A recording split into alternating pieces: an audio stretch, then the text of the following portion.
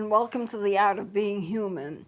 As I've been talking to you about dementia, I've mentioned that there are different types of dementia. Different illnesses have dementia as part of their symptoms, so therefore we cannot say that all dementia is a form of Alzheimer's or that all dementia is early stage Alzheimer's, because that's not true. Different illnesses do have dementia as a part of their symptoms, and I just want to give an example of this in 2 or 3 illnesses. Now, I've mentioned before the different illnesses that have dementia as a part of their symptoms, but I just want to review a couple of them because I went over them kind of quickly in the last segment as I was trying to get finished a certain amount before my time ran out. But I mentioned, and I'll look at the charts now, dementia due to Huntington's disease.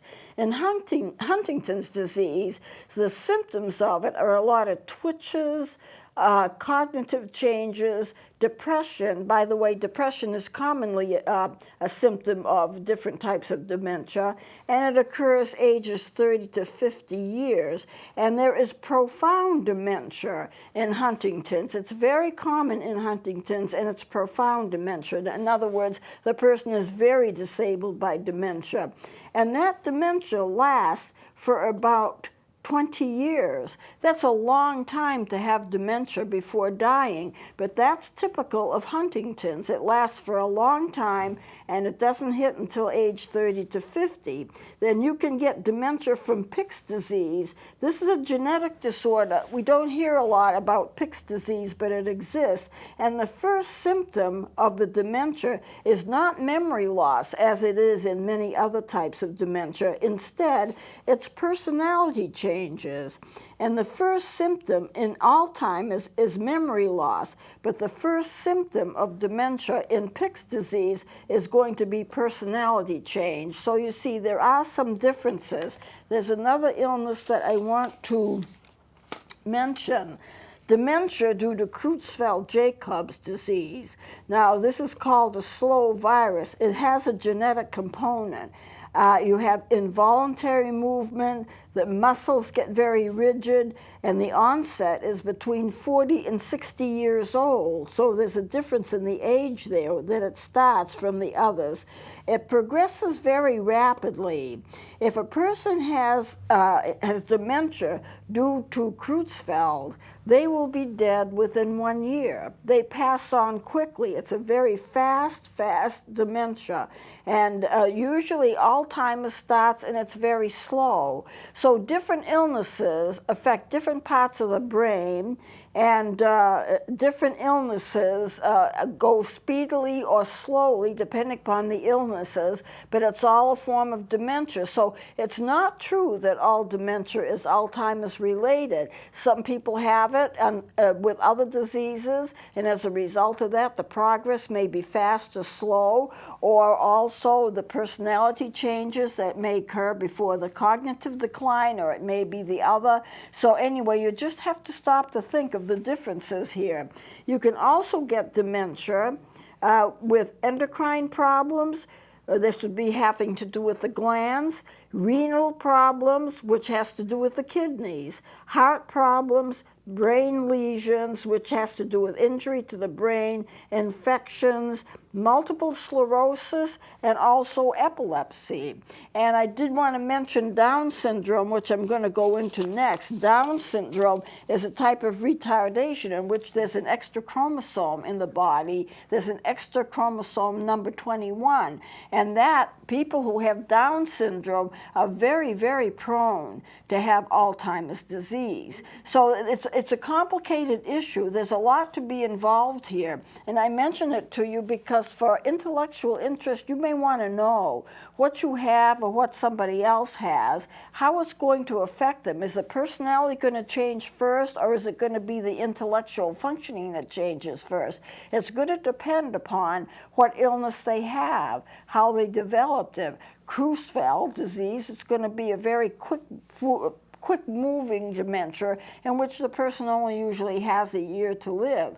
Others drag on and on and on, like Huntington, for 20 or 30 years or so before the person passes on. So a lot of the progress, even though the symptoms may be the same or similar, a lot of the progress of the disease is going to depend upon where the disease came from, if it is a part of another disease, or whether it's Alzheimer's itself, which has to do with the brain and the tangling of the neurons and the plaque that develops in the brain. So also dementia can be due to substance abuse, alcohol, inhalants, sedatives, medications, lead, mercury, carbon monoxide, insecticides, industrial solvents. They all have a part to play in a person's developing dementia. So now what I want to do is to get into Down syndrome. That is a type of retardation. But people who are prone to it are also prone to dementia, which is one of the reasons I wanted to include it now. Down syndrome is called Mongolism, except the word Mongolism isn't used much anymore because there are people who are Mongoloid that are perfectly healthy and they live in a certain part of the globe, and that's their nationality. They're Mongoloid, that is their nationality. So it's kind of unfair to use it in reference to people who are mentally incapacitated, but that's what it used to be called. It is a chromosomal abnormality. It causes retardation and it causes a physical appearance. Now, a change in physical appearance, I should say. Mongolism or Down syndrome, there is an extra, it's a genetic thing. There is an extra chromosome. A normal person has 46 chromosomes. Every cell in the body has 46 chromosomes. However, in Down syndrome, there is an extra 21. Instead of having 46 chromosomes, you have 47. That is not normal. It is enough to really throw off everything. So you have 47 chromosomes in Down syndrome, and it is the extra 21st chromosome that causes it. If a person has a history, or their family members have a history of having that extra chromosome, if during the fertilization process occurs, when conception occurs, if one of those cells that is conceived, or together, you have the sperm and the cell, the sperm and the ovum together, if one of them has that extra chromosome, then the person is going to have Down syndrome. With that extra chromosome, it makes all the difference in the world because they will be more or less retarded. Now, not all of them are seriously retarded, but most of them are. In some of them, the intelligence can get up to about 80, and that's kind of lower than normal, but not profoundly lower than normal. If normal IQ is about 90 to 110, let's say that's what it is, that's what we measure it as, then what happens is that a person who has Down syndrome gets up to about 80. Anyone below 70 is considered to be retarded. We have a scale of IQ ranging from, let's say, about 50. Now, IQ can go down as low as 20 or 30. That's unusual. That's profound retardation. But let's say from 50 on up, and it can get up to about 180 or so. That would be the range of most people. And of course, 90 to 110 would be right normal. 100 is just really right in the middle. It is it's normal as you can be. When you start to get above that, you get 110, 20, 130, 140. You get a lot of really smart people, and when you get up to 160 or 180, you're dealing with genius. And of course, Einstein probably was over 200. It's estimated that he was over 200. He was way over the line in terms of normally, and he was probably the smartest man of all time. But if you take it from 100 and move it down the scale, and I'll be showing that to you a little later on, then you get to 90, 80, which is kind of dull. not quite normal, 70, which is dull, not normal, and then below 70, you're going to have retardation for sure, and profound retardation if you get into the range of 40 through 20. I don't know if anyone has ever been documented to be below 20 and been able to survive, but it does have that kind of a range. Most people who have Down syndrome will be anywhere from profound retardation to 80. Not a whole lot of people are going to be up to 80. But if they are, they can go to school and they can learn to a certain degree. They can learn up to 5th or 6th grade level. They can do some reading. They can probably take care of themselves. But in Down syndrome, what we usually see is retardation at a lower level, not a higher level. So it causes retardation and a difference in the physical appearance. Now, here's the cause, and I mentioned it before. All body cells have 46 chromosomes, but in the case of Downs, all body cells have one extra. So they have 47 chromosomes instead of 46. And this occurs when the sperm and the egg are formed, and it is more or less considered to be genetic. Some eggs and some sperm have that extra 21st chromosome, and if that is affected, then the cells are definitely fertilized and they have that illness. It happens especially if the mother is over 35 years old. Now, there is a risk factor if a woman wants to have a baby and they're older. 35, we don't consider that to be old, not in today's world. But 35 is older as far as conception is concerned and being able to have a normal child. And most women are warned, if you want to have a child, you really need to have them at a younger age because you get more of the problems with genetics if you wait until you're about 30 or 35 to have your first child, because what happens is that if you have anything that's not normal within your cell structure, it shows up if you're older. So that's what you have to consider. If you can possibly, if you want to have children, have them when you're younger. 1 in every 650 babies has Downs, but if a mother is over 40 years old, 1 in every 40, if the mother is over 40, can have Downs. So if you are a mother, you want to have a child, you're hitting that midlife almost, you're 40 years old, there's a 40% chance you're going to have a baby that's Down syndrome.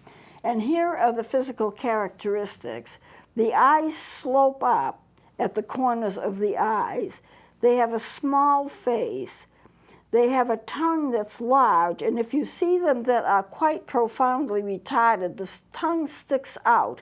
You can see creases and so forth in the tongue. The tongue protrudes, and it's hard for them to keep their tongues in because their tongues are large and protruding. And you usually see them because they have a hard time getting their tongues in. The head is flattened in the back.